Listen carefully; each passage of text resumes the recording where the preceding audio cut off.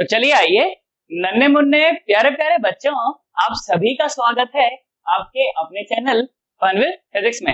तो बेटा अच्छे से कॉपी और पेन लेके बहुत बढ़िया ढंग से बैठ जाइए। अच्छे नोट्स बनाने हमने बहुत बढ़िया ढंग से समझना है। और आज की चर्चा हमारी बिल्कुल फ्रेश चर्चा होने वाली है। आज हम बात करने वाले हैं एसी की, यानी अल्टरनेट करंट की बात करने वाले हैं हम लोग। ठीक है बेटा, अल्टरनेटिंग करंट जो होता है ना, जानते हो बेसिकली वो ईएमआई का ही पार्ट होता है, पर उसे अलग चैप्टर में इसलिए पढ़ाया जाता है क्योंकि एसी हमारे लिए थोड़ी सी खास फिजिकल सिग्निफिकेंस की है, हमारे लिए थोड़ी सी ज्यादा इंपॉर्टेंट है।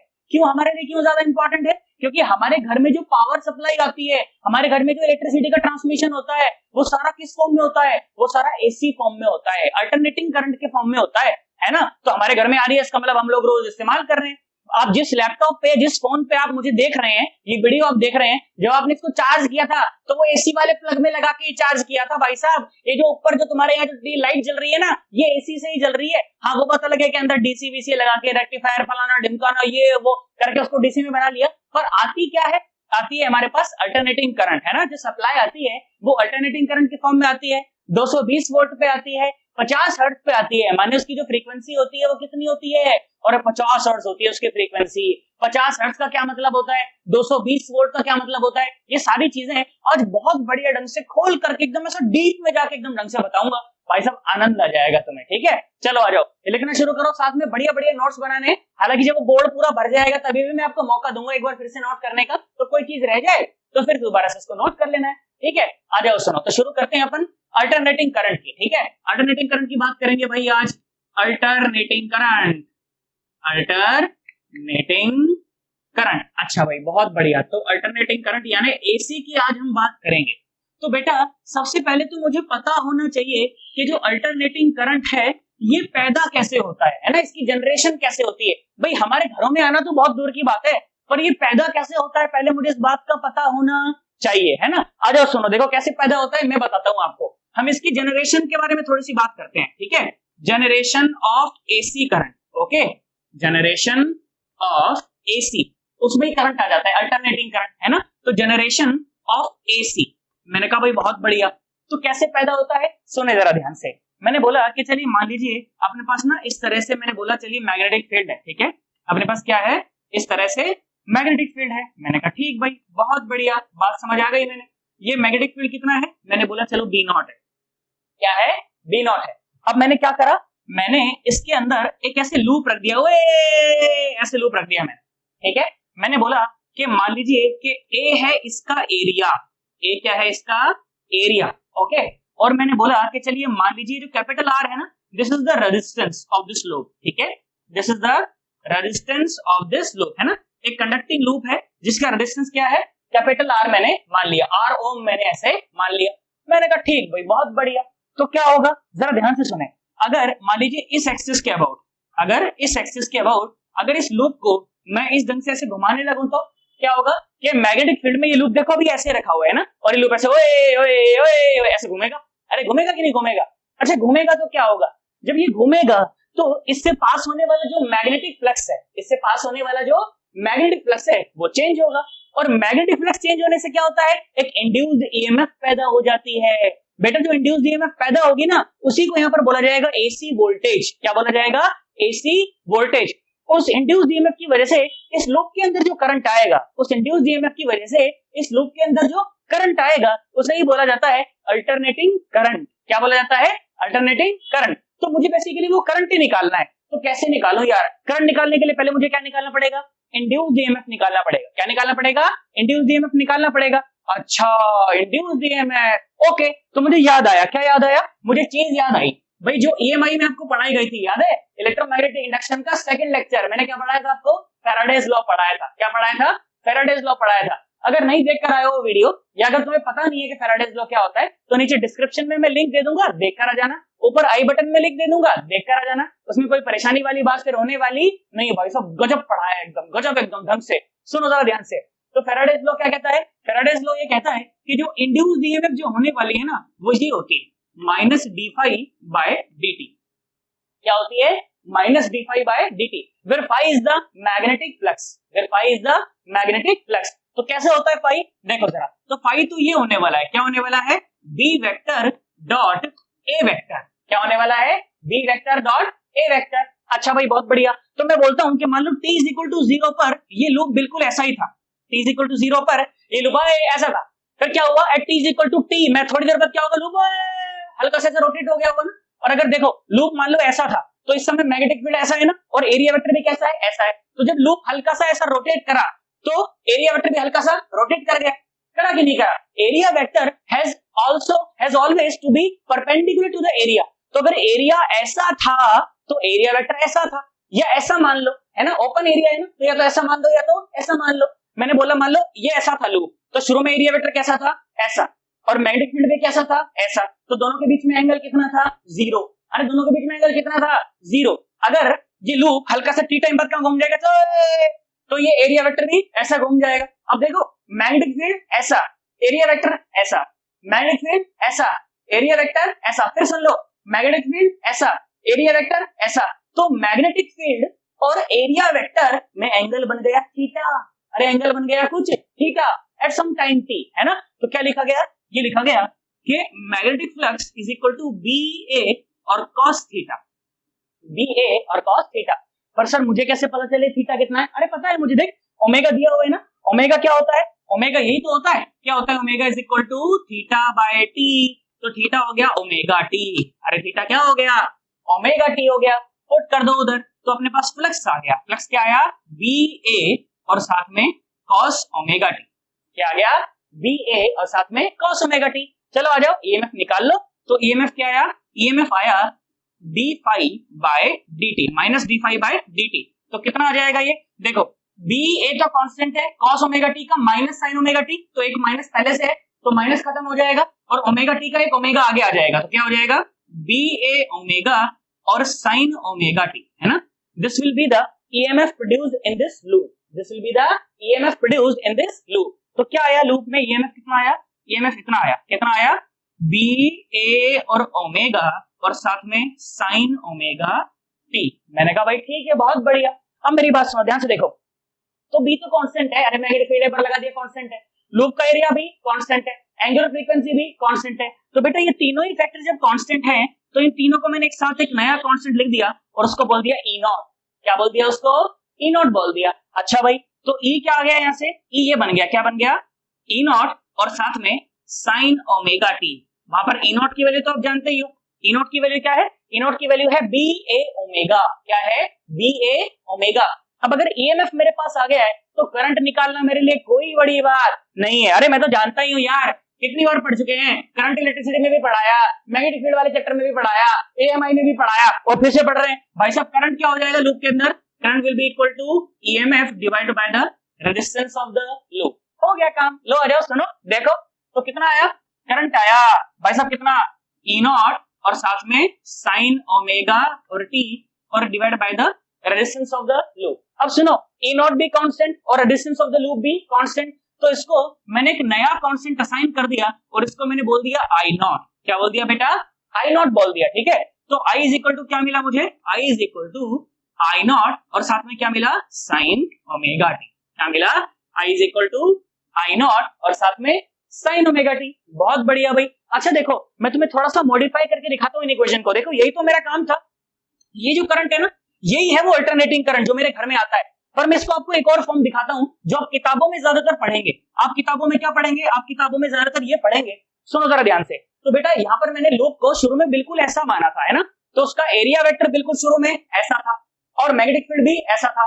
तो शुरू में मैग्नेटिक फील्ड में और लूप के एरिया में, ध्यान से सुन लो सन्नाटो, मैग्नेटिक फील्ड में और एरिया वेक्टर में कोई एंगल नहीं था। पर मैं अगर ऐसा मान लूं कि मान लो शुरू में लूप हल्का सा टिल्टेड है, और कितना टिल्टेड है, मैंने बोला t इक्वल टू 0 पर हल्का सा टिल्टेड है। मैंने बोला मान लो मैग्नेटिक फील्ड ऐसा है और एरिया वेक्टर शुरू में ऐसा है। मैंने बोला चलो मैग्नेटिक फील्ड ऐसा है और एरिया वेक्टर हल्का सा ऐसा है, तो शुरू में कितना एंगल बन रहा है, मैंने बोला चलो अल्फा एंगल बन रहा है। कितना एंगल बन रहा है, अल्फा एंगल बन रहा है। बहुत बढ़िया भाई, ठीक है। तो ओमेगा टी बाद कितना बन जाएगा, अल्फा प्लस ओमेगा टी। कितना हो जाएगा, अल्फा प्लस ओमेगा टी। मेरा कहने का ये मतलब है अगर शुरू में ही अगर कुछ इनिशियल फेज होता, जैसे कि शुरू में यहाँ पर इनिशियल फेज डिफरेंस 0 है ना, बी में और एरिया वेक्टर में शुरू में कोई एंगल नहीं है, पर अगर कोई एंगल होता भी तो क्या होता, ओमेगा टी जहां पर आप देख रहे हो ना वहां पर omega t plus alpha, omega t plus alpha, omega t plus alpha इतना सा आता। इसमें कोई परेशानी वाली बात नहीं है। तो मेरी जो वोल्टेज की इक्वेशन है वो इस तरह से मॉडिफाई होती, अगर कोई फेज होता तो इस तरह से मॉडिफाई होती, E is equal to E naught और साथ में sine omega t plus alpha, है ना, ये ऐसा हो जाता। तो यही plus alpha plus alpha plus alpha हर जगह आता, तो मेरी करंट की इक्वेशन भी कैसे हो जाती, ऐसे हो जाती, I is equal to I not और साथ में sine omega t plus alpha, है ना। इसमें मेरे को कोई परेशान होने वाली बात नहीं है। अरे हाँ ना तो बोल दो सन्नाटो, इतनी बात समझ आ गई ना। देखो ये जो करंट होता है ना, इसको मैं बोलूंगा एसी करंट, जो मेरे घर में आता है ना, ये होता है वो एसी करंट, है ना। ये क्या होता है, वो एसी करंट होता है। साइन का फंक्शन तुम जानते ही हो, वेरिएशन इस प्रकार से लिखा जाता है ना। अगर मैं बोलूं ये टाइम एक्सिस है ना, और अगर ये current as a function of time t में अगर लिखूं तो साइन का फंक्शन इस प्रकार से होता है। आई होप तुम ये बात जानते हो, इसमें कोई परेशानी वाली बात तो नहीं है। कुछ फेज होता तो अकॉर्डिंगली मैं उसे ड्रॉ करता है ना, ये मैंने जीरो फेज के साथ ड्रॉ किया है, तो परेशान मत होना अभी बिल्कुल भी, ठीक है, बिल्कुल परेशान नहीं होना इसके साथ। अभी बस मुझे इतना पता होना चाहिए कि एसी करंट पैदा कैसे होता है। भाई साहब जब किसी कंडक्टिंग लूप को आप मैग्नेटिक फील्ड में घुमाते हो ना, तो उससे एसी करंट और एसी वोल्टेज पैदा होते हैं। इसके अलावा मेरा उससे कोई खास लेना देना नहीं। अरे हाँ ना तो बोलो सन्नाटो, बात समझ आई है ना, ढंग से समझ आई है एकदम। अभी एसी और डीसी के ऊपर मैं और चर्चा करूंगा, तुम टेंशन मत लो, इसको नोट करो एक बार बढ़िया ढंग से कॉपी के अंदर, उसके बाद फिर मैं चर्चा को और आगे बढ़ाता हूँ, ठीक है, कर लो नोट। आ जाओ बेटा, देखो सुनो, अब एक आधी और बेसिक सी बातें मैं तुम्हें थोड़ी थोड़ी बताता हूँ। तो अब हम क्या पढ़ते हैं, अब हम एसी और डीसी में फर्क करना सीखते हैं, ठीक है। देखो छोटी क्लासों में कई बार गलत चीजें बता दी जाती हैं, तो बच्चे के दिमाग में वही चीजें सेट हो जाती हैं। बस सुनो जरा ध्यान से देखना। तो क्या पढ़ने वाले हैं, अब हम एसी और डीसी के बारे में थोड़ी थोड़ी चर्चा करने वाले हैं कि एसी करंट क्या होता है और डीसी करंट क्या होता है, ठीक है। अब सुनो जरा ध्यान से। तो बेटा सबसे पहले मैं आपके साथ डीसी करंट की बात करता हूँ। मैंने बोला चलो ये डीसी है, ठीक है, हालांकि इसमें करंट आ जाता है, बट चलो कोई बात नहीं, डायरेक्ट करंट, ठीक है। डीसी करंट से मेरा क्या मतलब है, डीसी करंट से मेरा मतलब है क्या, डायरेक्ट करंट, डायरेक्ट करंट। अच्छा सर ये क्या होता है, सुने जरा ध्यान से। तो डीसी करंट की क्या डेफिनेशन होती है, सुने। तो the current which does not change its direction,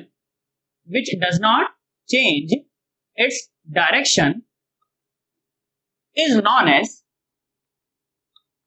known as DC current, ठीक है, is known as DC current. अब बच्चे को क्या बताया जाता है, बच्चे को ये बताया जाता है, बेटा सुन, देख बेटा ये जो है ना, ये जो करंट है, बच्चे को क्या बताया जाता है, बच्चे को बोलते हैं बेटा देख सुन ये डीसी करंट है। बच्चा आज के बाद इसी को याद रखता है कि ये डीसी करंट है। भाई मैं समझ गया ये डीसी करंट है, कोई बात नहीं, मैं मानता हूं इस चीज को डीसी करंट है, और बेटा ये साथ साथ डीसी करंट होने के साथ साथ ये कांस्टेंट करंट भी है। तू ध्यान से देख, इसका मैग्नीट्यूड कहीं पर भी चेंज नहीं कर रहा है, इसका मैग्नीट्यूड कहीं पर भी चेंज नहीं कर रहा। तो ये डीसी होने के साथ साथ एक कांस्टेंट करंट भी है ना। डीसी होने के साथ साथ ये क्या है, एक कांस्टेंट करंट भी है। पर डीसी होने के लिए कांस्टेंट होना कोई जरूरी नहीं है। सर बात समझ नहीं आई सर, मेरी बात सुन जरा ध्यान से सुन। देख अगर मैं करंट इस प्रकार से बनाता, कि ये current as a function of time t और ये टाइम टी, और अगर मैं इस तरह से करंट बना दूं ना, अगर मैं ये करंट बना दूं, बच्चा बोलेगा सर ये तो डीसी है, ये तो एसी है सर। अरे ये एसी नहीं है, तू ध्यान से देख, मैंने क्या बोला कि which does not change its direction, ये है definition, which does not change its direction। Sir समझ नहीं आया सर, ध्यान से देख, देख ये कैसी डायरेक्शन है, क्लॉकवाइज, फिर से यहीं से देख दोबारा क्लॉकवाइज, फिर से यहीं से देख दोबारा क्लॉकवाइज। तो हर बार क्लॉकवाइज डायरेक्शन, करंट के फ्लो करने की डायरेक्शन कैसी है, हर बार क्लॉकवाइज डायरेक्शन है। तो मतलब अपनी डायरेक्शन को चेंज नहीं कर रहा है, अरे अपनी डायरेक्शन को चेंज नहीं कर रहा है, इसीलिए इसे डीसी करंट बोला गया, ठीक है। ये भी डीसी है और ये भी डीसी है, पर ये डीसी होने के साथ साथ कांस्टेंट करंट भी है। अरे डीसी होने के साथ साथ कैसा है, कांस्टेंट करंट भी है, पर ये डीसी करंट है और कांस्टेंट नहीं है, दोनों डीसी है, दोनों ही डीसी। मेरी बात समझ लो, तो मेरी डायरेक्शन तक चेंज नहीं कर रहा, क्लॉकवाइज क्लॉकवाइज क्लॉकवाइज। अरे हाँ ना तो बोल दे यार। अब देख एसी पढ़ाऊंगा ना तो तुझे और अच्छा समझ आएगा। देखो सुनो, एसी करंट की बात करते हैं, तो एसी करंट को कैसे डिफाइन करा गया वो सुनो। देखो द करंट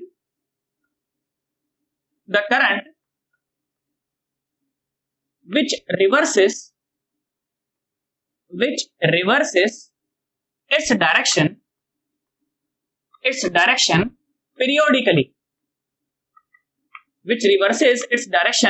periodically, periodically मतलब एक निश्चित समय अंतराल के बाद अपनी डायरेक्शन को चेंज कर लेता है। that current is known as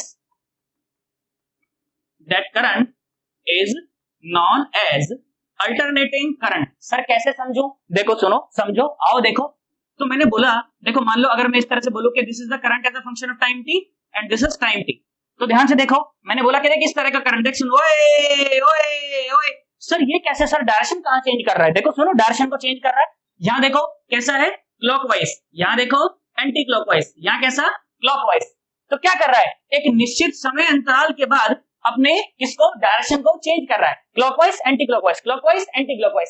तो इसीलिए इसे बोला गया क्या, अल्टरनेटिंग करंट। क्या बोला गया, अल्टरनेटिंग करंट। तो बच्चे ने मुझसे पूछा कि सर फिर ये वाला करंट इसको क्या बोलूं? सर ऐसा भी तो हो सकता है करंट। कैसा? मैंने बोला बेटा बता कैसा? तो बोला सर देखो ऐसा। मैं बोला कैसा? बोला सर देखो ऐसा, उई उई उई उई उई उई। मैं बोला सर बताओ सर ये कैसा करंट है? मैंने बोला बेटा ये भी अल्टरनेटिंग करंट है। सर ऐसे कैसे? मैंने कहा देख देख, clockwise anti clockwise, clockwise anti clockwise, clockwise.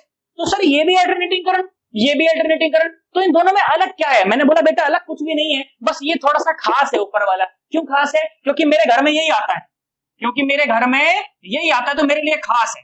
मेरे घर में यही आता है, मेरे घर में यही आता है, पर एसी दोनों है भाई साहब, ये भी एसी है और ये भी एसी है, परंतु ये मेरे लिए थोड़ा सा खास है क्योंकि मेरे घर में भाई साहब यही आता है। मेरे घर में जो अल्टरनेटिंग करंट आता है वो सिनुसॉइडल फॉर्म में आता है। कैसे आता है? Sinusoidal form. सिनुसॉइडल मतलब कि देख साइन वाला ग्राफ है ना ये, इसीलिए से बोला गया कि सिनुसॉइडल फॉर्म। मैं लिख देता हूं यहाँ पर, कौन सा है ये, सिनुसॉइडल फॉर्म है।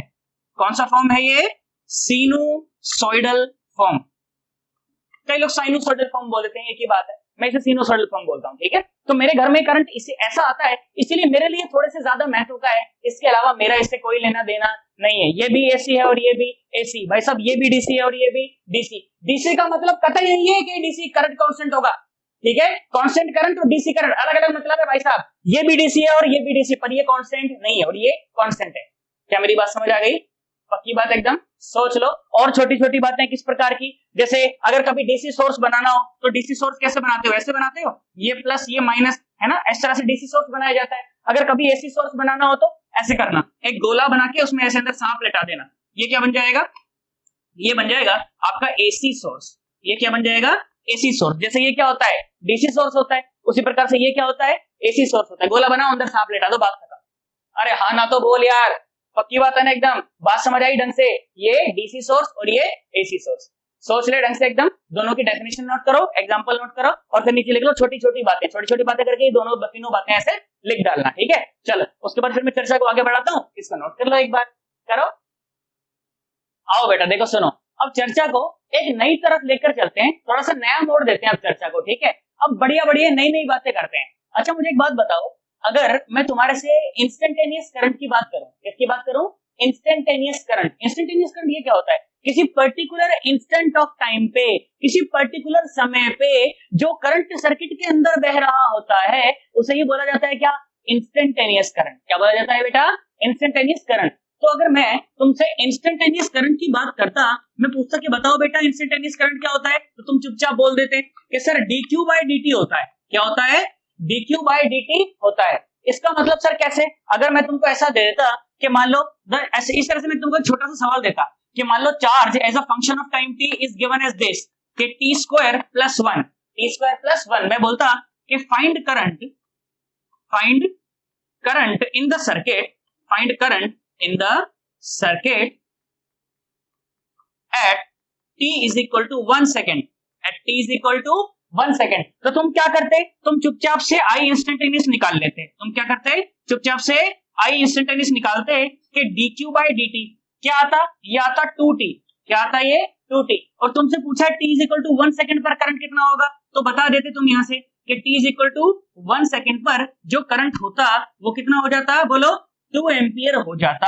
अरे क्या हो जाता, 2 एम्पियर हो जाता। ऐसे ही तो करते। तो ये तो बात हो गई बेटा आपके साथ इंस्टेंटेनियस करंट की। अब अगर मैं आपसे एवरेज करंट पूछूं, क्या पूछूं, एवरेज करंट पूछूं, मैं आपसे ये नहीं पूछता कि बेटा 1 सेकेंड पर करंट बता सर्किट में कितना है। फर्क सुनना ध्यान से। मैं आपको ये नहीं बोलता कि t is equal to 1 second पर करंट बता, मैं बोलता कि t is equal to 1 second मतलब 1 सेकेंड में कितना करंट बह गया सर्किट में ये बता। फर्क है ना दोनों में। एक तो मैं तुमसे ये पूछूं कि बेटा जब तुम्हारी घड़ी में 1 सेकंड बीत जाए उस समय देखो करंट कितना है सर्किट में, वो बता दो। वो करंट कौन सा है? Instantaneous current. वो करंट कौन सा है? Instantaneous current. और एक तरफ मैं तुमको ये बोलूं कि बेटा जैसे ही करंट बहाना शुरू करो और बहता रहे बहता रहे बहता रहे और 1 सेकंड तक रुक जा, 1 सेकंड में कितना टोटल करंट बह गया ये बताओ। That is known as average current. That is known as average current. तो वो एवरेज करंट में निकालना आपको सिखाता हूं और उसके बाद क्या करेंगे, उस फॉर्मूला को मैं जनरलाइज कर दूंगा ताकि उससे आपके बाद आप उसके बाद आप आपसे अगर किसी भी फंक्शन का अगर एवरेज निकाला जाए तो आप आराम से निकाल पाएंगे। कैसे कैसे कैसे? सुनो, मैंने बोला कि भाई आई एवरेज इंस्टेंटेनियस करंट क्या आएगा सर। अगर मैं इंस्टेंटेनियस करंट आपसे पूछता या मैं आपसे एवरेज करंट अगर मैं आपसे पूछता तो आप क्या बोलते? आप ये बोलते कि sir total charge flown in the circuit, total charge flown in the circuit और डिवाइडेड बाय टोटल टाइम, और divided bye total time. Sir जितने भी टाइम में पूछ रहे हो ये करके हम आपको एवरेज बता देंगे। मैंने कहा शाबाश, बहुत बढ़िया बताया यार। भाई आई एवरेज यही तो होगा, total charge flown in the circuit divided by total time. बहुत बढ़िया भाई, बात समझ आ गई। अब टोटल चार्ज कैसे निकाले? सुनो जरा ध्यान से, देखो I is equal to dq by dt। अरे I is equal to dq by dt, सुनना जरा ध्यान से। I इज इक्वल टू क्या मिला? dq by dt। यही है कि कुछ और है यार? तो यहां से देखो छोटा सा चार्ज क्या आ गया, यहां से छोटा सा चार्ज आ गया I dt, यहां से छोटा सा चार्ज क्या आ गया? I dt। तो भाई पूरा निकालना हो तो क्या करें? टोटल चार्ज निकालना हो तो क्या करें? इंटीग्रेट कर दें। अरे क्या कर दें? इंटीग्रेट कर दें।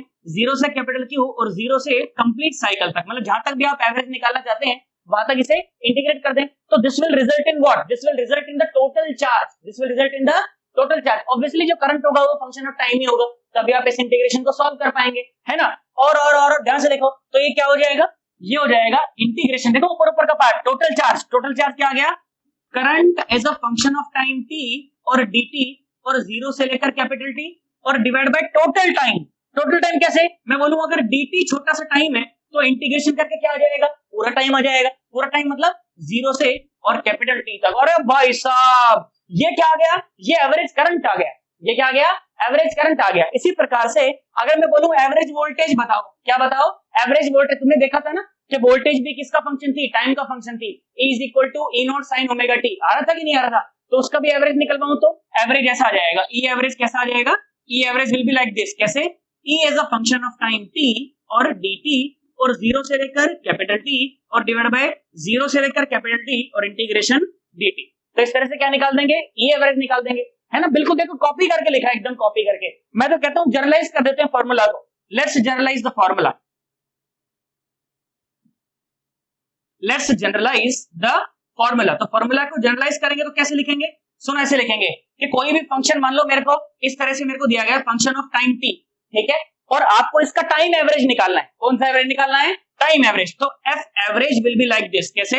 इंटीग्रेशन f t और dt और डिवाइड बाय इंटीग्रेशन dt। अब चाहे जिसका फंक्शन का आप एवरेज निकाल लो, उसमें कोई परेशानी वाली बात नहीं। अगर ये फॉर्मूला मुझे याद रह जाएगा तो उसके बाद चाहे किसी फंक्शन का टाइम एवरेज निकाल ले भाई साहब, मैं आराम से बता पाऊंगा। शॉर्ट ट्रिक है भाई साहब, ये तुमको आधी रात को भी याद होनी चाहिए। बात समझ आ गई ना? पक्की बात एकदम। सोच ले, आगे भी धीरे धीरे बढ़ते जाओगे तो एनालाइज करवा के धीरे धीरे छोटी छोटी बातें बताता जाऊंगा, जिससे आपकी कैलकुलेशन बहुत स्पीड अप हो जाएगी, बहुत फास्ट हो जाएगी। तो मजा आएगा फिर यार सवाल के अंदर, है ना। चलो इसको नोट करो एक बार बढ़िया ढंग से, फिर मैं चर्चा को आगे बढ़ाता हूँ। कुछ सवाल वाल करा के फिर आगे बढ़ेंगे फिर, ठीक है। चलो करो नोट इसको एक बार। आओ बेटा देखो सुनो, तो कुछ लल्लू से सवाल कराता हूँ दो चार, और छोटी छोटी बातें मैं आपको बताता चलता हूँ, जिससे हम लोग फाइनली एक बड़ा सवाल कर पाएंगे फिर, ठीक है। चलो आ जाओ। तो छोटी छोटी बातें करते चलते हैं, थोड़ा थोड़ा सवाल करते चलते हैं, मजा आएगा उसमें। देखो सुनो, तो क्या बोला गया? इस तरह से बोला गया कि मान लीजिए कि पावर जो है ना, किसी सर्किट में power as a function of time t आपको दिया गया, और कितना दिया गया? बोला गया कि t³ + 2t, ठीक है। इस तरह से आपको दी गई पावर, ठीक है। फिर आपको बोला गया कि फाइंड एवरेज पावर। क्या बोला गया? Find average power, find average power in 2 second, ठीक है। बोला गया कि सर्किट में बताओ कि 2 सेकंड में कितनी एवरेज पावर कंज्यूम हो गई, ये बताओ। तो मैंने कहा ठीक भाई, बहुत बढ़िया, मेरे को तो जनरल फॉर्मूला याद है, मेरे को परेशान होने की कोई आवश्यकता नहीं है। तो मेरा जनरल फॉर्मूला क्या है? मेरा जनरल फॉर्मूला ये है कि P average is equal to integration P as a function of time t और dt और डिवाइड बाय इंटीग्रेशन dt। अरे हाँ ना तो बोलो, इसमें तो कोई परेशानी वाली बात नहीं है, नॉर्मल सी बात है। अच्छा बेटा सुन जरा ध्यान से देख, तो P एवरेज का ना एक सिंबल होता है, आप क्या करते हो? ऐसे सुमड़ी बनाते हो, सुमड़ी, सुमड़ी मतलब ऐसे दोनों तरफ से ब्रैकेट में बंद कर देते हो और क्या लिख देते हो ऐसे बीच में पी, है ना, तो इसको सुमड़ी पी बोल देता हूं मैं कभी कभी, क्या बोल देता हूं, सुमड़ी पी। तो सुमड़ी का मतलब समझ जाना तुम कि सुमड़ी का मतलब क्या है, एवरेज। सुमड़ी का क्या मतलब है, एवरेज। सुमड़ी में लेके ना ऐसे खोपचे में लेके ऐसे ऐसे, तो सुमड़ी में तो है पावर। अरे आना तो बोलो सन्नाटो, देखो जरा ध्यान से देखो तो कितना आया ये, क्या है इंटीग्रेशन और PT, P is the function of time T, कितना आया टी क्यूब प्लस 2t और इंटीग्रल dt। अच्छा सुनो, और कब पूछा है, 2 सेकंड में पूछा है, तो dt का इंटीग्रेशन करोगे तो t आएगा, upper limit minus lower limit 2 t हो जाएगा, 2 हो जाएगा, तो क्या हो जाएगा 1/2। तो एवरेज p एवरेज कितना आया, p एवरेज आया 1/2, और देखो इंटीग्रेशन करके लिखो जरा इसका रिजल्ट, ये आएगा t³/3, है ना, तो 1/3 को बाहर ले लो और ये हो जाएगा t³ और लिमिट 0 से 2 तक, लिमिट 0 से 2 तक, क्योंकि 2 सेकंड में एवरेज पूछा है ना यार। फिर क्या बोला कि 2 बाहर आ गया फिर से, और ये हो गया t²/2 और 0 से लिमिट लगी 2 तक, 0 से लिमिट लगी 2 तक, इसमें कोई परेशानी वाली बात नहीं। आ जाओ सुनो, देखो और अच्छा लगेगा तुम्हें, मजा आएगा, देखो सन्नाटो। तो एवरेज पावर क्या ही 1/2 और 1/3 इंटू क्या है ये, देखो t की पावर 3 है ना, तो 2 दूनी 4 दूनी 8, तो कितना हो गया, सिंपली लिख देते हैं इसको 8/3, कितना लिख देते हैं 8/3। ध्यान से देख, तो 2 ने 2 को मार दिया, तो 2 दूनी 4, कितना आ गया ये 2 दूनी 4। क्या मेरी बात समझ आई यार, पक्की बात एकदम, सोच ले। आ जाओ सुनो, तो एवरेज पावर क्या आ गई, एवरेज पावर ये आ गई, देखो सुनो एलसीएम लो, 4 3 12 और 8 20, आधा गया तो ऊपर बचा 10, तो 10/3 और वाट, है ना, इतनी पावर लग गई भाई साहब। एवरेज पावर कितनी लग गई, कितने में, 2 सेकंड में 10/3 वाट पावर सर्किट में कंज्यूम हो गई, है ना। तो अगर ये फॉर्मूला मुझे याद रह जाए, वो जनरलाइज फॉर्मूला अगर मुझे याद रह जाए तो कोई बुराई वाली बात नहीं। अरे हाँ ना तो बोल दो। और सुनो देखो, कई बार सवाल तुमको ना ऐसा फंक्शन नहीं देके ना तुमको ग्राफ दिखा के सवाल पूछ सकता है। ग्राफ दिखा के कैसे सवाल पूछ सकता है, सुनो जरा ध्यान से, इस तरह से सवाल पूछ सकता है कई बार, कैसे, ऐसे कि current as a function of time t, और ये टाइम टी, बोलेगा ग्राफ इस प्रकार का है बेटा, कैसा ग्राफ है, ऐसा ओए ओए ओए ऐसा ग्राफ, ठीक है। बोला कि मान लो ये है, मान लो 2 एम्पियर, ठीक है, ऊपर की तरफ, और ये नीचे ऐसे -2 एम्पियर, ठीक है, -2 एम्पियर, और ये पीरियड क्या दे रखा है, बोला ये 1 सेकेंड और ये ऐसे 2 सेकेंड, तो 2 सेकेंड इसका पीरियड हो गया। जितनी देर में साइकिल कंप्लीट हो जाती है उसे ही बोला जाता है पीरियड ऑफ द फंक्शन। क्या बोला जाता है, पीरियड ऑफ द फंक्शन। तो इसका पीरियड कितना है, 2 सेकंड का पीरियड है, टाइम पीरियड कितना है इसका, 2 सेकंड का है। उसके बाद तो रिपीट हो रहा है, मान लो 3 सेकंड 20 सेकंड ऐसे बोल रहा है, ठीक है, ऐसे ग्राफ दिखा के आगे तक जा रहा है इनफाइनाइट तक। ये तुमको क्या बोला, तुमको बोला कि फाइंड द एवरेज, बोला गया find the average, find the average current, find the average current. अब मेरी बात सुनो जरा, 2-3 बातें मैं तुम्हें बताता हूं, यहां पर सुनना जरा ध्यान से बेटा। जब इस तरह से इनफाइनाइट ग्राफ दिखा के, या बेसिकली इस तरह से ग्राफ दिखा के जब तुमसे एवरेज निकलवाना चाहे, क्या निकलवाना चाहे, एवरेज निकलवाना चाहे, तो सबसे पहली बात जो तुम्हें याद रखनी है कि वो तुमसे इनफाइनाइट टाइम का एवरेज निकलवाना चाहता है। कितने टाइम का एवरेज निकलवाना चाहता है, इनफाइनाइट टाइम का एवरेज निकालना चाहता है। अब और सुनो बेटा, जितना एक फंक्शन का एवरेज एक साइकिल में आता है ना, उतना ही एवरेज उसका कितने में आता है, इनफाइनाइट साइकिल में भी आता है। इसमें कोई परेशान होने वाली बात नहीं है।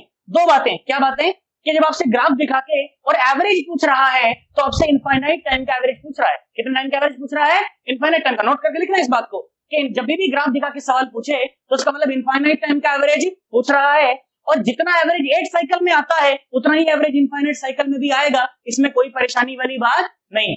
मैंने कहा ठीक भाई, बहुत बढ़िया, बात समझ आ गई मुझे। अच्छा ध्यान से देख, तो मुझसे करंट का एवरेज पूछा है ना, तो मेरे को तो पता है कि भाई साहब ये सुमड़ी आई इज इक्वल टू क्या, इंटीग्रल आई टी और डी टी और divided by integral d T और divide by integral d t. मेरे को तो इतनी सी बात पता है, पर मैंने ध्यान से देखा तो देखा कि अरे integral I T D t मेरे को क्या देगा।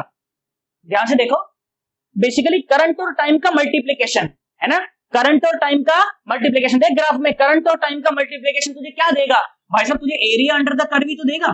क्या देगा, एरिया अंडर द कर्व। तो अगर आप पूरे साइकिल पर इसे इंटीग्रेट कर देते हो तो ध्यान से देखो तो एवरेज एरिया कितना आ गया, 0 ना। जितना एरिया एक्सिस के ऊपर है उतना ही एरिया एक्सिस के नीचे भी है। अरे हाँ तो बोल यार, जितना एरिया एक्सिस के ऊपर है उतना ही एरिया एक्सिस के नीचे भी है। तो फुल साइकिल में if you want to find the average I then it will be 0। क्या मेरी बात समझ आ गई तुम्हें? देखो सुनो, फुल साइकिल में कितना आया, एवरेज आई 0 आ गया, इसमें कोई परेशानी वाली बात नहीं। इसी तरह से तुमसे अगर हाफ साइकिल में एवरेज पूछ लेता तो हाफ साइकिल में तो एवरेज 2 ही है। क्या है, 2 ही है हाफ साइकिल में, तो देखो ना इतना इतना, इसका एवरेज निकाल दो, कितना आएगा 2 ही तो आएगा करंट का एवरेज, क्योंकि कांस्टेंट वैल्यू है ना 2, तो 2 इज द एवरेज। अरे हाँ ना तो बोलो यार, नहीं आया तुम्हें, मेरी बात समझ आ रही है कि नहीं आ रही है? नीचे नोट करके बताना, नीचे मुझे कमेंट करके बताना तुम्हें समझ आया है कि नहीं आया, और नहीं समझ आया तो नीचे कमेंट करना है कि सर ये थोड़ा सा सर फिर बताइए एक बार, और अगर समझ आ गया तो भी नीचे कमेंट करके बताना है सर कि सर जबरदस्त समझ आ रहा है सर। अच्छा लगता है तुम्हारे अच्छे अच्छे कमेंट पढ़ता हूँ तो बड़ा अच्छा लगता है यार, दिल को सुकून मिलता है कि हाँ मजा आ रहा है थोड़ा। तो बात समझ आ रही है ना? पक्की बात एकदम, सोच ले। अच्छा और भी इस तरह का बहुत सवाल तुमसे पूछा जा सकता है, देखो किस तरह से सवाल पूछ सकता है, ऐसे सवाल पूछ सकता है, सुनो कैसे, और सुनो, लो एक ग्राफ वाला सवाल और कराता हूँ, फिर चर्चा को और आगे बढ़ाएंगे, ठीक है। मैंने बोला मान लो current as a function of time t, और टाइम टी इस तरह से आपको दिया गया और बोला गया कि मान लीजिए अब है ना करंट ऐसा है, देख ऐसा है इस प्रकार का, और कहां तक जा रहा है, अगेन इनफाइनाइट तक ही जा रहा है, ठीक है। मैंने बोला कि मान लो ऊपर ये जो लेवल है ना ये है मान लो 2 एम्पियर का, और ये नीचे जो लेवल है ना ये है -2 एम्पियर का, ठीक है। फिर से अगर तुमसे मैं पूछूं है ना, मैं बोलूं मान लो ये 1 सेकंड है, ये से 2 सेकंड है, ये से 3 सेकंड है, इस तरह से, ठीक है। तो इसका भी टाइम पीरियड कितना है, इसका भी टाइम पीरियड 2 सेकंड ही है ना। अच्छे से बनाना, सिमेट्रिकली बनाना तुम कॉपी में, मैंने तो जल्दी जल्दी में ऐसा बना दिया इसको, ठीक है। अच्छा सुनो, तुमसे मैं पूछूं कि क्या बताओ, मैं तुमसे पूछूं कि करंट का एवरेज बताओ कि फुल साइकिल में बताओ, तो फुल साइकिल में तो तुम्हें पता है कि जितना एरिया ऊपर है उतना ही एरिया नीचे भी है, तो आई एवरेज फुल साइकिल में कितना हो जाएगा, 0 हो जाएगा, इसमें कोई परेशानी वाली बात नहीं है। अब अगर मैं तुमसे आई एवरेज पूछ लूं हाफ साइकिल में, आई एवरेज पूछ लूं हाफ साइकिल में, तो क्या जो भी ऊपर का एरिया है वही क्या है, तुम्हारी एवरेज वैल्यू है कि नहीं? देखो जरा ध्यान से देखो, और उसको टाइम से ऑब्वियसली डिवाइड तो करना ही है, तो 1 सेकंड है तो क्या आ जाएगा 1/1, और इनटू में ये क्या दे रहा है, देखो ये क्या दे रहा है, तो एरिया दे रहा है ना, तो एरिया क्या लिख दो, उसको क्या लिखोगे, half into base into height, height कितनी है 1, हाइट कितनी 2, बेसिकली 2 ने 2 को मार दिया, तो I average for half cycle, और हाफ साइकिल कितना हो जाएगा बेटा 1 हो जाएगा, इसमें कोई परेशानी वाली बात नहीं। आई होप तुम्हें मेरी बात समझ आ गई होगी ना यार अच्छे से, पक्की बात है ना? नहीं समझ आएगी तो नीचे कमेंट करके जरूर बताएंगे कि सर ये पॉइंट मुझे समझ नहीं आया, मैं कमेंट सेक्शन में जाके आपको बहुत बढ़िया ढंग से बेटा चीज एक्सप्लेन कर दूंगा दोबारा, मुझे कोई दिक्कत नहीं है। फिर भी अगर ज्यादा भी समस्या हुई तो कम्युनिटी टैब में एक पूरा का पूरा मैं पोस्ट कर दूंगा लिख के अच्छे से समझा के कि बेटा ऐसे है सुनो, अगर दोबारा वीडियो बनानी पड़ी दोबारा वीडियो भी बना दूंगा, उसमें कोई परेशानी नहीं है, और भाई साहब मेरे हर एक बच्चे को ढंग से समझ आना चाहिए, पक्की बात है ना? चलो इसको नोट करो एक बार, उसके बाद फिर मैं चर्चा को और आगे बढ़ाता हूँ, ठीक है, कर लो। अच्छा अपने घर में जो एसी वोल्टेज आती है, जो एसी करंट आता है, उसका फंक्शन कैसा होता है? अरे सर अभी आपने बताया कैसा फंक्शन होता है, देखो सुनो, तो ऐसा फंक्शन होता है I is equal to I not और साथ में साइन ओमेगा टी, ऐसा ही होता है ना। तो अगर इसको ग्राफिकली मुझे प्लॉट करना हो तो बेटा ग्राफिकली इसको ऐसे प्लॉट किया जाता है, कैसे प्लॉट किया जाता है, ऐसे सुनो, देखो this is the current as a function of time t, okay, और यहां पर क्या आता है, यहां पर आता है टाइम, और कैसे बनाते हैं सिग्नल को, ये ऐसे बनाया जाता है, ऐसे ओए ओए ओए ओए ऐसे बनाया जाता है, ठीक है, इस प्रकार से बनाया जाता है। तो यहाँ पर आकर बेसिकली एक साइकिल यहाँ पर अपनी पूरी हो गई है ना। तो ऊपर जो मैक्सिमम वैल्यू मिलती है, ये मैक्सिमम वैल्यू ये कहलाती है पीक वैल्यू, और यही आई नॉट है। ये आई नॉट क्या है बेटा, this is known as peak value of the current, this is known as this peak value of current, यहाँ पर ये ऐसे माइनस आई नॉट, ठीक है, मैं सब चीजें यहाँ पर लिख देता हूँ। ये आई नॉट क्या है, I naught is the peak value, I naught is the peak value, याद है ना वो B A omega by R, ये वही है पीक वैल्यू है ये करंट की। अच्छा भाई तो ये हो गई पीक वैल्यू, मैंने कहा बहुत बढ़िया। अच्छा सर इसका पीरियड कितना होता है, अच्छा सुनो मैं जानता हूं ना कि ओमेगा इज इक्वल टू 2, या इस तरह से कर लो, इस तरह से कर लो, या इस तरह से कर लेते, देखो omega is equal to 2 pi by t, यही होता है ना एक फुल सर्कल के लिए। तो देखो टाइम क्या हो जाएगा, टाइम आ जाएगा 2 पाई बाय ओमेगा, इसका जो टाइम पीरियड है ना वो इतना है, कितना 2 पाई बाय ओमेगा, मतलब कि यहाँ ये जो है ना ये है 2 पाई बाय ओमेगा, तो ये कितना हो जाएगा, ये हो जाएगा पाई बाय ओमेगा, और ये कितना हो जाएगा, ये 3 पाई बाय ओमेगा। मैंने कहा ठीक भाई बहुत बढ़िया। तो इस तरह से समय चल रहा है, ठीक है, समय चल रहा है 0 pi by omega, 2 pi by omega, 3 pi by omega, चल रहा है इनफिनिट तक चला जा रहा है। अब अगर बेटा मैं आपसे ये बोल दूं कि भाई आप इसी का मुझे करंट का, आप मुझे इस करंट का आप मुझे एवरेज बताएं, क्या बताएं, एवरेज बताएं, एवरेज बताएं किसमें, मैं बोलूं फुल साइकिल में एवरेज बताओ, तो फुल साइकिल में एवरेज तो तुम जानते हो यार, जितना एरिया ऊपर दिख रहा है उतना ही एरिया नीचे भी दिख रहा है, तो फुल साइकिल में जो एवरेज आने वाला है वो तो 0 आने वाला है, कितना आने वाला है 0। पर हाँ हाफ साइकिल में जो एवरेज आएगा वो क्या है, जितना ही ऊपर का एरिया है। अब मेरे साथ दिक्कत ये है कि अब मैं सीधा ऊपर का एरिया नहीं लिख सकता, अगर एरिया लिख देता तो मेरी कैलकुलेशन बच जाती, पर अब तो कैलकुलेशन करनी पड़ेगी यार। तो चलो आ जाओ कैलकुलेशन कर लेते हैं। सुनो, तो मुझे पता है कि जो आई एवरेज है उसे हमें इस तरह से लिखना है, कैसे, ऐसे, integral current as a function of time t dt और डिवाइड बाय इंटीग्रेशन dt। बेटा ये जो भी चीजें मैं बता रहा हूँ बाद में इनके जो रिजल्ट है आपको अच्छे से याद रखने हैं, सवालों में 10 जगह यूज करूंगा, मैं डायरेक्ट यूज करूंगा, तो पहले इसको अच्छे से याद रख लेना क्योंकि सवालों में 10 जगह ये डायरेक्ट यूज होने वाले हैं। ध्यान से सुनो जरा, ध्यान से। तो ये आया भाई, एवरेज किस में निकाल रहा हूं मैं, हाफ साइकिल में निकाल रहा हूं। चलो, तो करंट का एवरेज मैंने निकाला और कहां निकाला, हाफ साइकिल में निकाला। तो ये आया इंटीग्रल आई की जगह पे आई नॉट और साथ में साइन ओमेगा टी और डिवाइड बाय इंटीग्रेशन dt और लिमिट, हाफ साइकिल की लिमिट देखो 0 से और पाई बाय ओमेगा तक है ना, 0 से और पाई बाय ओमेगा तक की लग जाएगी लिमिट, इसमें कोई परेशानी वाली बात नहीं है। अच्छा भाई बहुत बढ़िया, तो ये आया आई एवरेज हाफ साइकिल के लिए, कितना आया देखो, ये हो जाएगा इंटीग्रेशन टी हो जाएगा, तो ऊपर चली जाएगी लिमिट, पलट के लिख दो इसको, तो कितना आया ओमेगा बाय पाई, कितना आ गया ओमेगा बाय पाई। और सुनो यहां से आई नॉट बाहर आ जाएगा क्योंकि आई नॉट कांस्टेंट है, तो आई नॉट आ गया बाहर और अंदर क्या बचा, साइन ओमेगा टी और 0 से लेकर और ओमेगा बाय पाई तक की, अच्छा पाई बाय ओमेगा तक की लग गई लिमिट, कहां तक की, पाई बाय ओमेगा तक की लग गई लिमिट, इसमें कोई परेशानी वाली बात अभी तक नहीं। अब ध्यान से सुनो, चलो इंटीग्रेशन को सॉल्व कर दो, क्या दिक्कत है उसके अंदर, आ जाओ लो। तो I average for half cycle कितना बना, देखो ये हुआ ओमेगा और आई नॉट और बाय पाई और साइन थीटा का इंटीग्रेशन क्या होता है, माइनस कॉस थीटा, तो ये क्या हो जाएगा minus cos omega t by omega, है ना, क्योंकि साथ में एंगल में क्या है ओमेगा टी, तो उसका भी तो इंटीग्रेशन होगा, तो क्या हो जाएगा माइनस कॉस ओमेगा टी और डिवाइडेड बाय ओमेगा और लिमिट क्या लग गई 0 से और पाई बाय ओमेगा तक की लग गई लिमिट, इसमें कोई परेशानी वाली बात नहीं है। आओ सुनो सन्नाटो, तो ये क्या आया, आई का एवरेज हाफ साइकिल के लिए ये आ गया ओमेगा और आई नॉट बाय पाई, ठीक है। अब सुनो जरा ध्यान से, तो माइनस का साइन है ना, इसलिए lower limit minus upper limit कर लो सीधा सीधा। अच्छा ध्यान से सुनो, तो क्या बना, ये क्या बना, देखो क्या बना, इसकी जगह 0 पुट करो तो cos 0 क्या हो जाएगा 1 हो जाएगा, तो ये क्या बनेगा 1 बाय ओमेगा। अच्छा देखो ओमेगा को तो पहले बाहर ही ले लो ना, तो ये क्या बन जाएगा 1, फिर माइनस और पाई बाय ओमेगा पुट करो तो क्या हो जाएगा, ओमेगा ओमेगा को मार देगा, cos पाई क्या हो जाएगा -1, तो ये क्या आ जाएगा +1।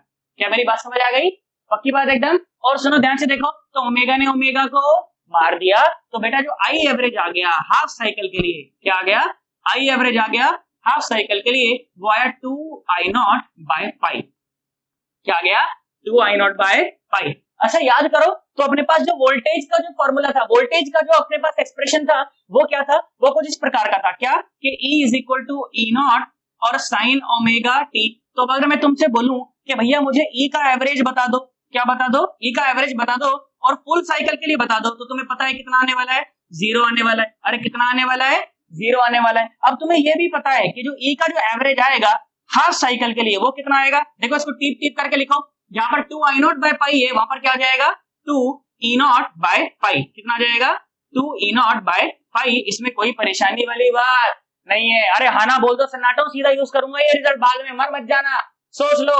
अच्छा सुनो, और छोटी छोटी बातें मैं तुम्हें बताता हूँ, क्या कि भाई जैसे तुम्हें मैंने बताया कि फुल साइकिल में आई एवरेज 0 है, क्यों मैं ऐसा क्यों बोला जानते हो, क्योंकि फुल साइकिल में जो अंदर ये जो फंक्शन होता ना, क्या साइन ओमेगा टी और dt का जो फंक्शन होता 0 से और 2 पाई बाय ओमेगा में, बेटा आप इसे कैलकुलेट करके देखिए ये 0 आएगा, क्या आएगा ये 0 आएगा। क्यों क्यों क्यों ऐसा क्यों बोला, मैं ऐसा क्यों बोला, देखो साइन ओमेगा टी का जो इंटीग्रेशन है वो क्या हो जाएगा minus cos omega t by omega हो जाएगा, ओमेगा बाहर आ जाएगा, मेरी बात समझ आ रही है ना, अंदर क्या बचेगा, देखो इंटीग्रेशन तो सेम होने वाला है ना, बस लिमिट्स का फर्क है, किसका फर्क है, लिमिट्स का फर्क है।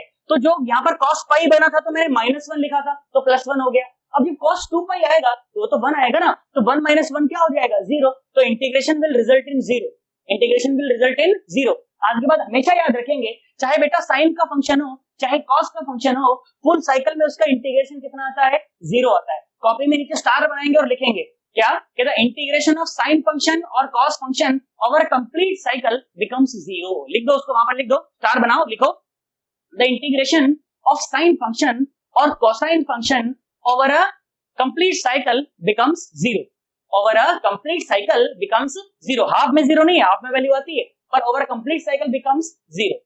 बात समझ आ गई ना, पक्की बात एकदम सोच ले। चलो इसको नोट करो एक बार, उसके बाद मैं तुम्हें 2-4 चर्चा और करवाता हूँ बढ़िया बढ़िया से, ठीक है, कर लो। देखो बेटा, ये जो फंक्शन अपने पास है ना, अभी क्या फंक्शन है, i is equal to I not sine omega t. अगर मैं तुमको इसको बोलूं कि इसके स्क्वायर का एवरेज निकाल के दिखाओ मुझे, देखो बिल्कुल वो का वही फंक्शन है, कुछ भी मिटाया नहीं है मैंने। अब मैं आपको क्या बोल रहा हूँ, अभी तक आपने क्या बताया था, अभी तक आपने मुझे इसका फंक्शन का एवरेज बताया था हाफ साइकिल में और फुल साइकिल में। फुल साइकिल में ये जो एवरेज था कितना था, 0 था। हाफ साइकिल में एवरेज कितना था, 2i0/पाई, कितना था, 2i0/पाई। अब अगर मैं ऐसा बोलूं कि बेटा इसके स्क्वायर का एवरेज निकाल के दिखाओ, तो स्क्वायर के एवरेज से मेरा क्या मतलब है कि पहले इसका स्क्वायर कीजिए, क्या कीजिए, स्क्वायर कीजिए। तो i का जो स्क्वायर आएगा वो क्या आ जाएगा, वो आ जाएगा i0 स्क्वायर और साथ में साइन स्क्वायर ओमेगा टी, है ना। This will be the average of this function, of this current function. अब मैं आपको बोलूं कि इसका एवरेज आप मुझे निकाल के दिखाओ, तो इसका एवरेज कैसे निकालोगे आप, देखो इसका एवरेज आप इस प्रकार से निकालेंगे, सुनना मेरी बात जरा ध्यान से, बहुत अच्छा लगेगा तुम्हें, बहुत मजा आएगा। देखो सुनो, तो अगर मुझे इसका एवरेज निकालना पड़ जाए तो एवरेज कैसे निकलेगा, ऐसे निकलेगा, सुमड़ी आई स्क्वायर, कैसे, ऐसे, इंटीग्रल कैसे लिखोगे, ऐसे लिखोगे i0 स्क्वायर और साइन स्क्वायर ओमेगा टी और डिवाइड बाय इंटीग्रेशन dt। और लिमिट कहा मैंने बोला ना, फुल साइकिल में बताओ, तो फुल साइकिल में कितना आएगा, ये आएगा 0 से और 2 पाई बाय ओमेगा तक, और 0 से और 2 पाई बाय ओमेगा। मैंने कहा ठीक भाई, बहुत बढ़िया, ऐसे निकाल लेंगे। अब ध्यान से देखो बेटा, तो ये क्या बना, सुमड़ी आई स्क्वायर। सुमड़ी आई स्क्वायर से मेरा क्या मतलब है कि मीन आई स्क्वायर, क्या मतलब है, मीन आई स्क्वायर या एवरेज आई स्क्वायर। क्या मेरी बात समझ आ रही है, अब ध्यान से सुनो, तो ये क्या आया, i0 स्क्वायर तो आ गया बाहर, और अंदर क्या बचा, अंदर बचा साइन स्क्वायर और ओमेगा टी, और ये dt तो आएगा obviously, sign square omega T और dt, और डिवाइडेड बाय इंटीग्रेशन dt, और 0 से और 2 पाई बाय ओमेगा तक की लग गई लिमिट, और 0 से और 2 पाई बाय ओमेगा तक की लग गई लिमिट। बेटा अब ये इंटीग्रेशन मैं आपके लिए आज एक बार सॉल्व करूंगा, उसके बाद आगे से आपको हमेशा इसकी वैल्यू जो है ना, वो आधी रात को भी याद होनी चाहिए। ये इंटीग्रेशन की जो भी वैल्यू आएगी भाई साहब, वो आपको आधी रात को भी याद होनी चाहिए। भाई साहब एक बार सॉल्व कर रहा हूं, उसके बाद दोबारा सॉल्व नहीं करूंगा इसको, जितने भी जगह यूज आएगा डायरेक्ट इसकी वैल्यू लगाऊंगा, तो तुमको हमेशा इसकी बात याद होनी चाहिए, इसका आंसर तुमको हमेशा याद होना चाहिए। अब ध्यान सुनो, तो क्या आया, यह आया भैया एवरेज ऑफ आई स्क्वायर, और ये क्या बना, ये बना i0 स्क्वायर, और सुन ध्यान से देख, तो dt का इंटीग्रेशन t हो गया, तो 2 पाई बाय ओमेगा ऊपर जाएगा तो ये हो जाएगा ओमेगा बाय 2 पाई, और ये इंटीग्रेशन, और कहां से कहां तक, 0 से और 2 पाई बाय ओमेगा तक का इंटीग्रेशन। बेटा सुनो जरा ध्यान से, 11वीं में भी आपको ये चीज बताई गई थी किस तरह से, कि बेटा साइन स्क्वायर ओमेगा टी को, साइन स्क्वायर ओमेगा टी को इस तरह से लिखा जाता है 1 minus cos 2 omega t by 2, है ना। नॉन मेडिकल वाले बच्चे तो जानते ही इंटीग्रेशन इसका तुम्हें बहुत आराम से करना आता है यार, है ना। मेडिकल वाले बच्चे इस चीज को बहुत अच्छे से याद करें और फॉर्मूला को अपनी कॉपी में नोट करके रखें, क्या कि sine square omega t is equal to 1 minus cos 2 omega t by 2।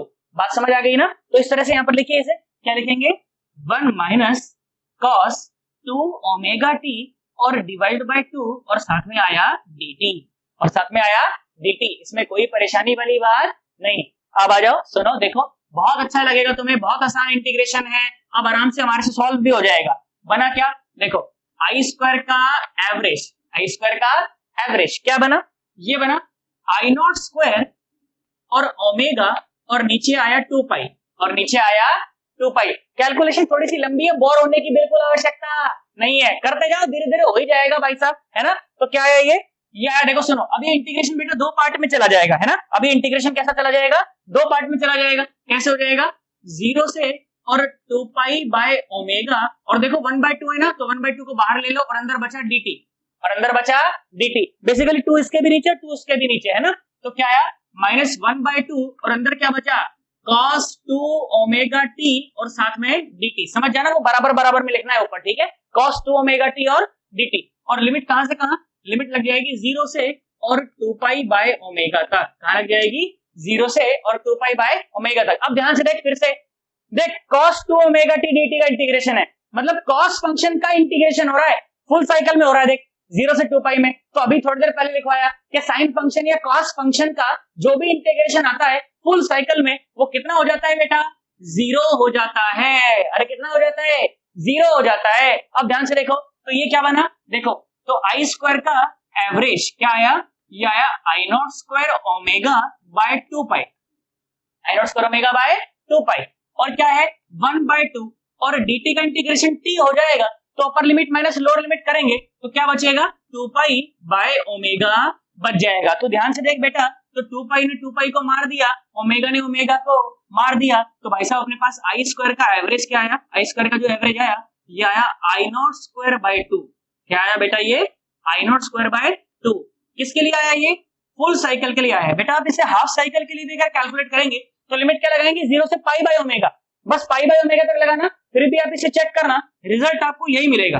क्या मिलेगा, हाफ साइकिल के लिए भी क्या मिलेगा, आई स्क्वायर का एवरेज क्या मिलेगा आई नॉट स्क्वायर बाय 2, क्या मिलेगा आई नॉट स्क्वायर बाय 2 ही मिलेगा। अच्छा भाई बहुत बढ़िया, तो ये बात तो मुझे समझ आ गई। अब ध्यान से देखो, तो मैंने क्या बोला था, मैंने कहा देख देख देख देख देख कहां गया, इस इंटीग्रेशन का रिजल्ट देख, आई नॉट स्क्वायर को अगर अलग हटा दे, अगर आई नॉट स्क्वायर को अगर अलग हटा दे तो इस इंटीग्रेशन का रिजल्ट क्या आता है, देख वहां पर देख 1/2, क्या आता है 1/2। देख आई नॉट स्क्वायर तो ये रहा ना अलग, आई नॉट स्क्वायर के अलावा जो भी रिजल्ट में है वो इस इंटीग्रेशन की वजह से, इस वजह से है, इंटीग्रेशन की वजह से। तो आज के बाद तुम्हें हमेशा याद रखना है कि भाई साहब ये इंटीग्रेशन जहां भी दिख जाए ना, आंख मीच के 1/2 लिख देना। क्या लिख देना, आंख मीच के 1/2 लिख देना। बाद में मैं कैलकुलेशंस को फास्ट करने के लिए इसका इस्तेमाल करूंगा, मर मत जाना वहां पर, पहले ही बता रहा हूं। दो बातें बताई बस, क्या बताई, एक तो साइन फंक्शन और कॉस फंक्शन का जो इंटीग्रेशन आता है फुल साइकिल में वो 0 आता है, और integration of sign square omega T dt divided by integration dt full cycle में कितना आता है 1/2 आता है। हमेशा के लिए ये बात मुझे याद होनी चाहिए। अरे हाँ ना बोलो यार, बात समझ आई है ना। अच्छा इसको कॉपी कर करके मैं से ई के लिए भी लिख सकता हूँ ना, कहां गया मेरा ई, ई कहां गया, चलो ई कोई बात नहीं मैं लिखता हूँ। देखो ई क्या होता है, यही होता है ना, E is equal to E naught sine omega t, बिल्कुल एकदम सेम फंक्शन है ना। तो देखो इसी प्रकार से अपन क्या लिख सकते हैं, ई स्क्वायर का भी एवरेज लिख सकते हैं। किसका एवरेज लिख सकते हैं, ई स्क्वायर का एवरेज भी लिख सकते हैं। फुल साइकिल के लिए कितना हो जाएगा, ई नॉट स्क्वायर बाय 2, क्या हो जाएगा ई नॉट स्क्वायर बाय 2, और हाफ साइकिल के लिए भी कितना हो जाएगा E nought square by 2, that you will calculate for me. और कमेंट करके नीचे मुझे बताओगे कि हाँ सर मैंने कमेंट करके देखा, सर मैंने कैलकुलेट करके देखा, सर बिल्कुल सेम आंसर आता है, आप सही कह रहे थे एकदम। ध्यान से देखो सन्नाटो, कितना आया, ये भी ई नॉट स्क्वायर बाय 2 ही आएगा। अरे हाँ ना बोल दो यार, बात समझ आ रही है ना। अच्छा मैं क्यों इसके पीछे पड़ा हुआ हूँ, मैं आई नॉट स्क्वायर के, मैं आई स्क्वायर के एवरेज के पीछे पड़ा हुआ हूँ, मैं ई स्क्वायर के एवरेज के पीछे पड़ा हुआ हूँ। सबसे पहले तो मैं एवरेज के क्यों पीछे पड़ा हुआ हूँ। अच्छा मेरी बात सुनो, मैंने क्या देखा कि जो एसी होती है उसमें जो वोल्टेज है वो भी करंट का फंक्शन, वो भी टाइम का फंक्शन है, और करंट भी टाइम का फंक्शन है। अब यार वोल्टेज और करंट अगर टाइम का फंक्शन हो गया तो ऑब्वियसली पावर भी टाइम का फंक्शन होगा ही ना यार। P is equal to VI पढ़ा था, करंट इलेक्ट्रिसिटी पढ़ाया था यार तुमको यार। और एनर्जी क्या होती है, I स्क्वायर RT। अब अगर R ही करंट का फंक्शन है, अगर क्या बोलते हैं करंट ही अगर टाइम का फंक्शन है, H इज इक्वल टू क्या था I स्क्वायर RT, है ना। और वहां पर मैंने बोला कि अगर करंट ही अगर बेटा अपना टाइम का फंक्शन हो गया तो हीट भी, एनर्जी भी, पावर भी, सारी चीजें टाइम का फंक्शन हो जाएंगी, टाइम के साथ साथ चेंज करेंगे। अब भाई मैं एक आम आदमी हूँ, मैं कौन हूँ, मैं वो आम आदमी वाला नहीं हूँ, आम आदमी पार्टी वाला, मैं आम आदमी हूँ, मान लो मैं नॉर्मल कॉमन मैन। अरे सन्नाटो, मैं कौन हूँ, मैं कॉमन मैन हूँ। अब मुझे क्या जरूरत है, मुझे क्या पता पीछे एसी आ रहा फलाना ढिमकाना, मेरे को तो भाई साहब मेरे घर में मेरा लैपटॉप चलाना है, मेरे को तो भाई साहब पबजी खेलना है। अरे हाँ ना तो बोलो, मेरे को तो यूट्यूब चलाना है। तो मेरे को क्या मतलब है, मेरे को तो सिर्फ इतना सा मतलब है कि मेरे घर में बिजली आती है, मेरे घर में करंट आता है, मैं पैसे दे दूंगा गिन के लिए, इतने पैसे ले जा, बिल आ गया भाई साहब, बात खत्म। तो दिक्कत ये हुई कि यार जब ये एसी, जब ये करंट और ये वोल्टेज जब ये समय के साथ साथ चेंज कर रहे हैं तो पावर कंज्यूम्ड या एनर्जी कंज्यूम्ड वो भी तो समय पर डिपेंड कर रही है। अब अगर वो समय पर डिपेंड कर रही है तो कितने बजे का बिल आया है ये, अरे रात के 12 बजे क्या चेक करूंगा क्या जाके कितना पावर आ रही है, कि दिन में 2 बजे चेक करूंगा, क्या करूंगा मैं, पूरे जो टाइम पीरियड है मेरा, पूरा जो सर्कल है, जो पूरा का पूरा एक जो मेरे पास टाइम पीरियड है उसका क्या ले लूंगा, मैं एवरेज ले लूंगा। तो जो भी एवरेज पावर आएगी उस हिसाब से मैं गिन के पैसे दे दूंगा। क्या मेरी बात समझ आ गई, पक्की बात एकदम, है ना। कि पावर और energy they both are the function of time, है ना। अब फंक्शन ऑफ टाइम है तो भाई साहब फिर पैसे की कैलकुलेशन कैसे करूं, बात तो सारी की सारी वहीं आके खत्म होती है। अरे हाँ ना तो बोलो यार, बात तो सारी की सारी वहीं आके खत्म होती है। अरे यार हाँ ना तो बोलो, तो कब कब कब कब दूं मैं, कितने टाइम का एनर्जी कैलकुलेट करूं, कितने टाइम का पावर कैलकुलेट करूं, तो ऐसे करना पड़ेगा। कैसे, कि एवरेज दे दो और काम खत्म। तो सर आपने करंट का एवरेज लिया, सर बात समझ आई। सर आपने वोल्टेज का एवरेज लिया, सर हमें बात समझ आई। सर ये ई स्क्वायर और आई स्क्वायर के एवरेज क्यों ले रहे हो सर, वहां तक तो चलो ठीक है, आपने जस्टिफाई कर दिया कि पावर करनी है भाई, एनर्जी करनी है तो कर रहे हो। अब ये उसमें आई स्क्वायर ई स्क्वायर इतना क्यों सर, इतना काहे मतलब ऐसे परेशान कर रहे हो सर। बेटा सबका मतलब है, एक पर्टिकुलर मतलब होता है, जबरदस्त मतलब होता है, ठीक है। सुनो एक बार जरा तुम इसको नोट करो बढ़िया ढंग से, उसके बाद में तुम्हें मतलब समझाता हूँ कि क्यों मैं आई स्क्वायर, क्यों मैं ई स्क्वायर के सुमड़ी के पीछे पड़ा हुआ हूँ। मेरी बात समझ आ गई ना। चलो एक बार इसको नोट करो, उसके बाद में तुम्हें समझाता हूँ, ठीक है। कर लो जरा नोट एक बार। बेटा अब मैं तुम्हें बताता हूं कि वो जो अपना आई स्क्वायर था ना, आई स्क्वायर, मैं उसके सुमड़े के पीछे क्यों पड़ा हुआ था, मैं उसके एवरेज के पीछे क्यों पड़ा हुआ था। अब मैं तुम्हें एक्सप्लेन करता हूं, मेरी बात ध्यान से सुनना जरा, बहुत इंपॉर्टेंट बात है ये अपने साइंटिफिक वर्ल्ड को और एक कॉमन वर्ल्ड को, है ना। साइंटिफिक वर्ल्ड मतलब जहां हम अंदर की बातें पढ़ते हैं, और कॉमन वर्ल्ड मतलब एक आम आदमी को कैसे समझाते हैं, है ना। अंदर तो बहुत कुछ चल रहा है, और एक आम आदमी को बिल्कुल आराम से तू बस इतना समझ ले तेरे लिए काफी है, और उससे भाई साहब रिजल्ट भी सही आते हैं, तो आम आदमी खुश, मैं बन गया है, पर अंदर तो बहुत कुछ चल रहा है। तो अपन क्या करते हैं, इन दोनों को आपस में लिंक करते हैं। ध्यान से सुनना मेरी बात। तो बेटा मेरे घर में जो नॉर्मल एसी आती है, मेरे घर में जो नॉर्मल जो एसी आता है, अल्टरनेटिंग करंट जो आता है ना, उसकी जो फ्रीक्वेंसी होती है, उसकी जो क्या होती है, फ्रीक्वेंसी होती है, वो कितनी होती है, 50 हर्ट्ज होती है। कितनी होती है, 50 हर्ट्ज, 50 हर्ट्ज होती है।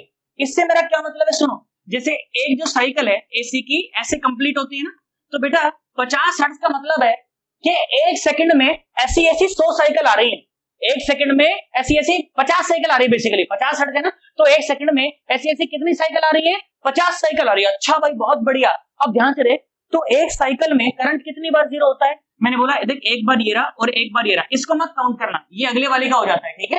तो एक साइकिल में करंट बेसिकली 2 बार जीरो हो रहा है, और एक सेकंड में ऐसी ऐसी 50 साइकिल आ रही है, तो एक सेकंड में करंट 100 बार जीरो हो रहा है, एक सेकंड में करंट 100 बार जीरो हो रहा है। मतलब कि जिस कमरे में बैठकर आप ये लेक्चर देख रहे हो, उस कमरे में जो भी लाइट वाइट लग रही होगी बेटा, वो लाइट जो है ना एक सेकंड में 100 बार जल रही है और 100 बार बुझ रही है, एक सेकंड में 100 बार जल रही है और 100 बार बुझ रही है, और ये सब इतनी तेज हो रहा है कि हमारी आंखों को कुछ भी पता नहीं चलता।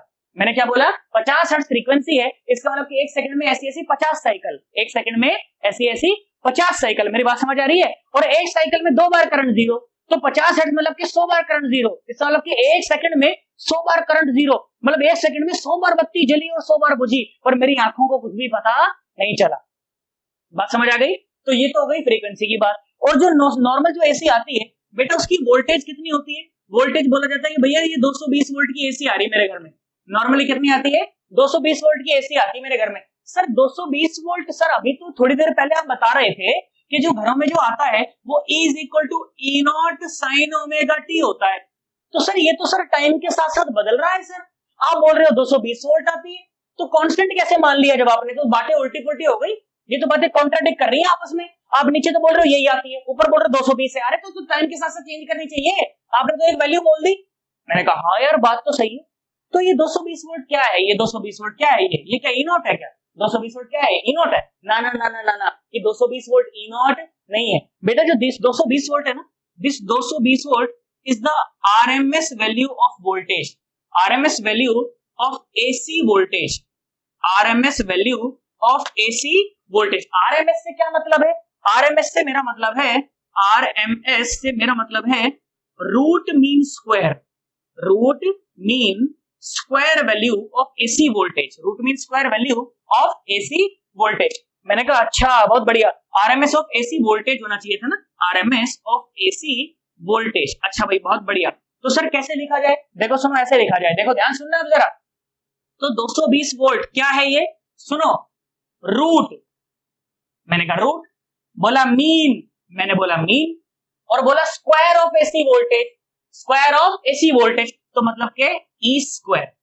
बात समझ आया, देख रूट फिर मीन और फिर square of the AC voltage. अच्छा अब तू ध्यान से सोच, तो क्या ये खोपचा E स्क्वायर मतलब कि सुमड़ी E स्क्वायर, क्या ये तुमको पहले से निकलवा दिया था, अरे अभी थोड़ी देर पहले निकलवाया था, कितना था E0 स्क्वायर बाय 2, अरे कितना था E0 स्क्वायर बाय 2, अच्छा E0 स्क्वायर बाय 2, तो मतलब के 220 is equal to under root पूरा का पूरा और कितना E0 स्क्वायर बाय 2। अच्छा ध्यान से देखो, ध्यान से देखो, ध्यान से देखो, तो ये कितना आया, ये आया 220 is equal to E0 by under root 2। तो बेटा E0 कितना आ गया, E0 आ गया 220 इंटू अंडर रूट 2, तो E0 will be nearly equal to 311 volt. और ये E0 क्या होता था, ये होती थी पीक वैल्यू, लेक्चर के शुरू में बताया था E0 क्या था बेटा, ये थी अपनी पीक वैल्यू, ये थी अपनी क्या पीक वैल्यू। मतलब कि चाहे आप ऐसा कह रहे हो कि आपके घर में 220 वोल्ट एसी आ रही है, पर असलियत में उसकी पीक वैल्यू कहां तक जाती है, 311 वोल्ट तक जाती है। कहां तक जाती है, 311 वोल्ट तक। मतलब कि इस तरह का ग्राफ होता है ये, ध्यान से देखो सन्नाटो, ये इस तरह से होता है। ये जो ऊपर जो वैल्यू होती है ना, ये 311 वोल्ट होती है, ये -311 वोल्ट होती है। तो अगर तुमसे पूछा जाए कि 220 वोल्ट एसी में और 220 वोल्ट डीसी में कौन खतरनाक है, भाई साहब 220 वोल्ट एसी ज्यादा खतरनाक है, क्योंकि 220 वोल्ट एसी का मतलब होता है आरएमएस वैल्यू ऑफ एसी, और मुझे पता है कि उसकी पीक वैल्यू कहां तक जाती है, 311 वोल्ट तक जाती है। तो 311 वोल्ट देखो तो ज्यादा जल्दी निपट लोगे ना यार, 220 वोल्ट में निपट तो उसमें भी लोगे, पर 311 में जल्दी निपट लोगे। तो 311 वोल्ट एसी, क्या बोल रहा हूं मैं, 220 volt AC is more dangerous than 220 volt DC. हाँ ना, तो बोल दो यार, बात समझ आ गई ना, क्योंकि 220 वोल्ट एसी का मतलब है कि पीक वैल्यू कहां गई, 311 वोल्ट तक गई। तो 311 220 फर्क हो गया ना यार। अरे हाँ ना, तो बोलो, मेरी बात समझ आ गई ना, पक्की बात एकदम, सोच ले, कोई घबराहट तो नहीं है। अच्छा सर, ये आरएमएस वैल्यू का सर इसका क्या फिजिकल सिग्निफिकेंस क्या है इसका, सर ये समझाओ जरा थोड़ा सा। अब इसका जो रूट मीन स्क्वायर जो वैल्यू है ना, इसका फिजिकल क्या सिग्निफिकेंस है, हमारे लिए इसका क्या मतलब है, वो मैं आपको बताता हूँ। हालांकि काफी सारा क्लियर हो गया है कि जब मैं बोल रहा हूँ कि 220 वोल्ट एसी, जब मैं क्या बोल रहा हूँ 220 वोल्ट एसी, तो उससे मेरा क्या मतलब है कि जो एसी जो वोल्टेज आ रही है उसकी रूट मीन स्क्वायर वैल्यू है ये 220, जो हम सुनते हैं 220 220 220। असलियत में वो क्या होता है, असलियत में देखो ये होता है, अगर मुझे एसी करंट को, एसी वोल्टेज को अगर बनाना पड़े ना, देखो एसी वोल्टेज को मुझे ऐसा बनाना चाहिए, E इज इक्वल टू 311, क्योंकि पीक वैल्यू तो वही है 311, और साथ में साइन और ओमेगा टी होता है ना, ध्यान से सुनो, ध्यान से सुनो। तो ओमेगा क्या होता है, ओमेगा होता है 2 पाई एफ, है ना, 2 पाई बाई टी होता है ना, 1 बाई टी को ऊपर ले जाओ तो 2 पाई एफ हो गया। तो ओमेगा क्या हो गया, ओमेगा हो गया 2 पाई इंटू 50। तो ओमेगा क्या आया, ओमेगा आया भाई साहब 100 पाई, कितना आया 100 पाई। तो अगर मैं एसी सिग्नल को लिखना चाहूं ना, तो मुझे स्लिट में ऐसा लिखना चाहिए, कैसे, 311 और साइन और 100 pi T. This is the real representation of the AC voltage, this is the real representation of the AC voltage. क्या मेरी बात समझ आ गई है, पक्की बात एकदम, सोच ले। चलो एक बार इसको बढ़िया ढंग से नोट कर लो, छोटी छोटी बातें हैं दो चार, उसके बाद फिर मैं आपको और बढ़िया ढंग से समझाता हूँ दो चार चीजें, ठीक है, चल नोट कर लो एक बार। तो बेटा अब अगर हम एनर्जी कैलकुलेशन के ऊपर अगर आ जाएं तो ध्यान से सुनना, देखो कितना बढ़िया लगेगा, और फिर देखना एक आम आदमी को किस तरह से समझाया जाता है, मैं वो आपको वो भी बताऊंगा। अब ध्यान से सुनो, तो अगर मान लो कि मैं एनर्जी कैलकुलेशन कर रहा हूँ, हीट कैलकुलेशन कर रहा हूँ बेसिकली, तो अगर मैं ऐसा बोलूं कि मान लीजिए कि अपने पास इस तरह से एक रेजिस्टेंस है, क्या है अपने पास इस तरह से एक रेजिस्टेंस है, और उसके अंदर अगर मैं ऐसा बोलता कि मान लीजिए ये अपना एक एसी करंट है ना, current as a function of time t, I is equal to I not sine omega t, ये बह रहा है, और तुमको बोला जाए कि हीट निकालो, इसमें कितनी हीट प्रोड्यूस हो गई किसी टाइम टी में, आप वो बताओ। तो हीट के लिए क्या करते हैं, आप यही करते हो, क्या करते हैं, आई स्क्वायर और आर इंटू टी। पर अब मुझे पता है कि ये current as a function of time t है, तो इसको किस तरह से लिखा जाएगा, इस तरह से लिखा जाएगा, क्या लिखा जाएगा, इंटीग्रेशन और आई स्क्वायर और आर और डी टी, है ना, इस तरह से। छोटी सी हीट लिख दी मैंने, छोटी सी हीट को इंटीग्रेट करके पूरी हीट लिख दी, मैंने पूरी एनर्जी लिख दी मैंने, ठीक है, क्या लिख दी मैंने, पूरी एनर्जी लिख दी। तो एनर्जी किस प्रकार से आएगी, ध्यान से देखो, तो क्या हुआ, देखो अगर मैं आर को बाहर निकाल लूं और अंदर बचा आई स्क्वायर और डी टी, मैं बोल रहा हूँ कि करंट की जब एक फुल साइकिल बह गई ना, तो उसके अंदर आप क्या बताओ, उसके अंदर आप हीट बताओ कि कितनी हीट इसके अंदर डेवलप हो गई, है ना, करंट की जब एक साइकिल बह गई, एक साइकिल में 2 पाई बाय ओमेगा टाइम बाद बताओ कि भाई कितनी हीट इसके अंदर डेवलप होगी। अच्छा मेरी बात सुनो, अब मैं अगर चाहूं तो इस इंटीग्रेशन को सॉल्व भी कर सकता हूं, आई स्क्वायर है ना, देखो क्या आएगा, ये मुझे पता है कि I is equal to basically I not और साथ में साइन ओमेगा टी, तो उसका स्क्वायर क्या आ जाएगा, ये जाएगा आई नॉट स्क्वायर और साइन स्क्वायर ओमेगा टी, यही आने वाला है। और देखो मैं इसको ना थोड़ा शॉर्ट ट्रिक से सॉल्व कर सकता हूँ, देखो कैसे, सुनो जरा। अभी थोड़ी देर पहले तुम्हें एक बात बताई थी, क्या बताई थी, कि आई स्क्वायर का जो खोपचा है वो क्या था, आई स्क्वायर का जो खोपचा बोल लो, सुमड़ी बोल लो, एवरेज बोल लो, जो तुम्हारा मन करे बोल लो, तो आई स्क्वायर का जो एवरेज है ना वो क्या है, वो यही था, क्या था, आई स्क्वायर और डी टी और divide by T, D T का इंटीग्रेशन तो टी आने वाला है ना, उसमें तो कोई परेशानी वाली बात नहीं है। तो ध्यान से देखो, और ये वैल्यू आपको कैलकुलेट करवाई गई थी, कितनी आई थी, आई नॉट स्क्वायर बाय 2, कितनी आई थी, आई नॉट स्क्वायर बाय 2, ध्यान से देखो, तो ये क्या आया, ये आया I not square by 2 is equal to integration I square D T और divide by T.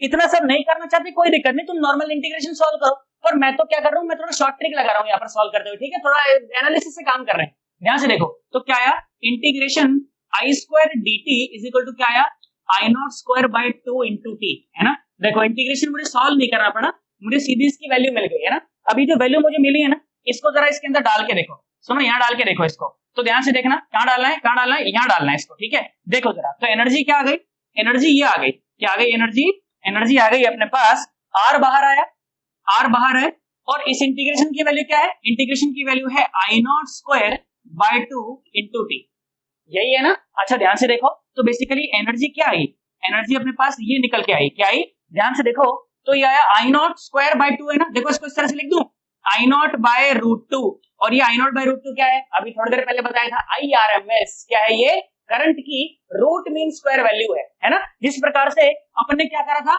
E R M S निकाला था, ई आर एम एस क्या था, बोलो, ई आर एम एस था ई नॉट बाय रूट 2, अभी निकाला था, है ना, E nought is the peak value, E nought is the peak value. उसी प्रकार से जो आई आर एम एस है, आई आर एम एस क्या है, वो है आई नॉट बाय रूट 2, वो क्या है, आई नॉट बाय रूट 2, इसमें कोई परेशानी वाली बात नहीं है। अच्छा ध्यान से देखो, तो ये क्या हो गया, आई नॉट बाय रूट 2 का स्क्वायर और साथ में आर और साथ में टी, मतलब कि किसी भी जनरल टाइम टी पर जब आप एनर्जी निकालेंगे तो इस तरह से वो एनर्जी आ जाएगी। अच्छा ये आई नॉट बाय रूट 2 क्या है, आई आर एम एस है, तो बेसिकली एनर्जी क्या आई, एनर्जी ये आई, एनर्जी क्या आई, ये आई, क्या I, I R M S का स्क्वायर और साथ में आर और साथ में T, this is the energy through this resistance at some general time T.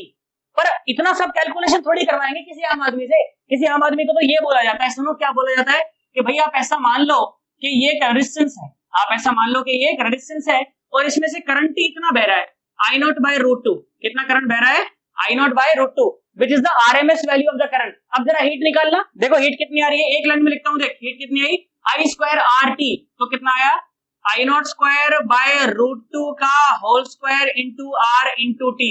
हाँ ये तो एक लाइन में सही आंसर आ गया, और ये तो एक लाइन में सही आंसर आ गया, तो आम आदमी को बोला ही नहीं जाता कि भाई तू करंट ऐसा मान के करंट ऐसे बह रहा है, I not sine omega T, उसको बोलते तू करंट ऐसा मान ऐसा बह रहा है, आई नॉट बाय रूट 2, बात खत्म। बोला तेरी हीट जो निकालेगा ना एक समय एकदम सही आएगी, तुझे सब फालतू कैलकुलेशन करने की कोई जरूरत नहीं।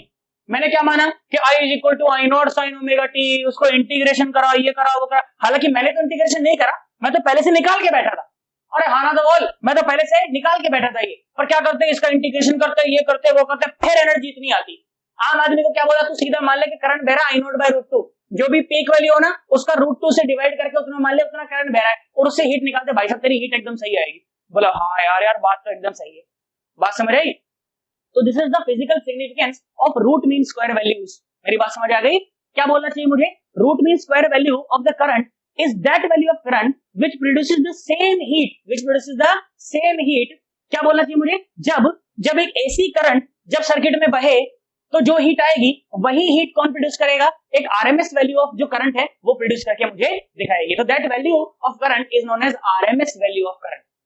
क्या मेरी बात समझ आ गई, पक्की बात एकदम, सोच ले। अब देखो जरा, तो असली सर्किट अगर मैं बोलता तो असली सर्किट ऐसा बनता, कैसा बनता असली सर्किट, ऐसा बनता कि ये आर है, ठीक है, और ये यहाँ पर एक एसी सोर्स है, ये यहाँ पर क्या है, एसी सोर्स है, और यहाँ पर क्या है, ईएमएफ इस तरह से लगी हुई है, E इज इक्वल टू 311 और साइन और 100 पाई टी, इस तरह से बोला जाता, ठीक है, और बोला जाता कि इसके अंदर कोई करंट बह रहा है, इस तरह से आई बोल देते, जो भी होता है ना, आई नॉट साइन ओमेगा टी। पर आम आदमी को क्या बोलेंगे, भाई तू ऐसा मत मान, तू तो ऐसा मान ले कि ये एक रेजिस्टेंस है, ठीक है, उसको ऐसे मान ले कि ये बैटरी है, कितनी की बैटरी है, ई नॉट बाय रूट 2 की बैटरी है, कितने की बैटरी है, ई नॉट बाय रूट 2 की, ईआरएमएस की बैटरी है, और तू तो ऐसा मान ले कि इसके अंदर करंट बह रहा है आई नॉट बाय रूट 2, तू तो ऐसा मान ले कि करंट बह रहा है आई नॉट बाय रूट 2, तू सारी की सारी कैलकुलेशन कर ले, भाई साहब एकदम सही रिजल्ट आएगा, तुझे अंदर की बातों पर ज्यादा परेशान होने की कोई जरूरत नहीं। अरे तुझे तो बिजली का बिल ही भरना है तो तू ये सब देख के बिजली का बिल भर ले, बात खत्म, तुझे अंदर की बातों का कोई ज्ञान होने की कोई आवश्यकता नहीं। पर हमें तो चाहिए भाई साहब, हम तो साइंस स्टूडेंट है, हमें तो जेईई देनी है भाई साहब, हमें तो नीट देनी है, तो हमें तो इन बातों का ज्ञान होना चाहिए, इंजीनियर बनना है भाई साहब आगे। ये जो मैं तुमको पढ़ा रहा हूँ ना, ये बिल्कुल एकदम सुपरफिशियल से चीजें चल रही है, बिल्कुल जानते हो, जो बच्चे इलेक्ट्रिकल इंजीनियरिंग पढ़ते हैं उनको ये सब मतलब मुश्किल से 2-4 दिनों में बात आके खत्म कर देते हैं, उसके बाद 4 साल तुम सोचो क्या क्या पढ़ते होंगे भाई साहब, एनर्जी ट्रांसमिशन, ये वो फलाना ढिमकाना, यहाँ से यहाँ एनर्जी गई, उसको इतना एम्पलीफाई किया, उसको इतना कम किया, step up transformer, step down transformer तो हमारे भी कोर्स का हिस्सा है, पर भाई साहब वो ट्रांसफार्मर में एक सेमेस्टर निकाल देते हैं भाई साहब, पूरा का पूरा इतना ट्रांसफार्मर पढ़ाते हैं उनको। अरे आना तो बोलो यार, बात समझ आइए ना मेरी, बड़ी रंग से समझ आइए। चलो तो इसको नोट कर लो, उसके बाद फिर अपन मिलते हैं अगली वीडियो में, ठीक है, चलो बाय बाय, टाटा।